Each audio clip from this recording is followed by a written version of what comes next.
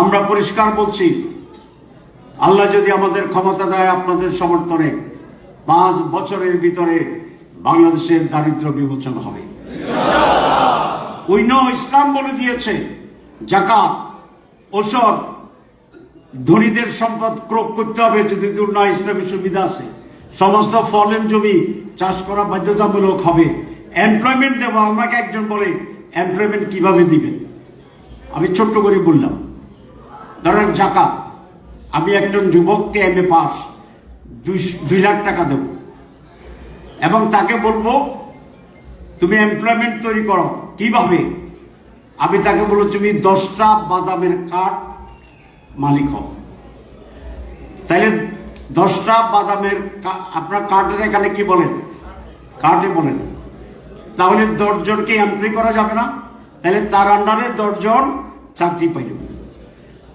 প্রতি কাঠে 20,000 করলে পুঁজি দিন 700 থেকে 800 বিক্রি হয়। আমি প্রায় জিজ্ঞাসা করি, যিনি পুঁজি দিবেন তিনি 300 পাবেন। তো 10টা হলে দিন ইনকাম কত? 3,000। তাহলে যে পরিচালক, ইনভেস্টর, তার 3,000 লাভ প্রতিদিন, মাসে 90,000। এমপ্লয়মেন্টটা ভালো, বেকারের চেয়ে ভালো কিনা? আর তার আন্ডারে চাকরি হইল কয়জনের? 10 জনের। এরাও কিন্তু আবার 700-800 করে 21,000-22,000 পাবে।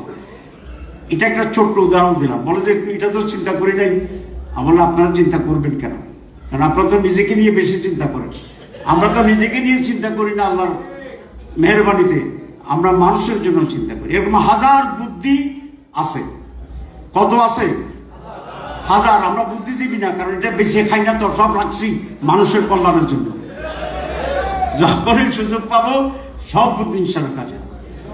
আমাকে ঠাট্টার চলে আমাদের বন্ধুরা বলে যে যদি ক্ষমতায় যায় আপনারা আমরা স্বাস্থ্যমন্ত্রী বানাবো।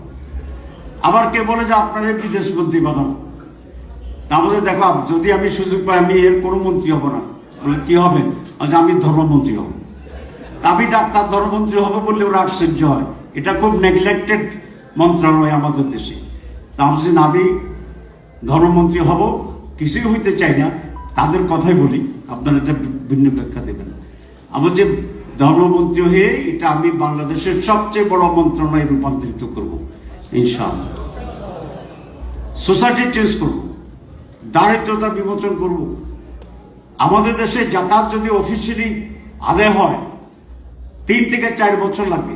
কিন্তু আমি তো শুধু এই জায়গায় থাকবো না, আমি সমগ্র মুসলিম বিশ্বের যেখানে যেখানে যাকাত বেশ আদায় হয় তাদের সব জাকাতের টাকা মোবিলাইজ করে বাংলাদেশে নিয়ে আসবে। হাজার হাজার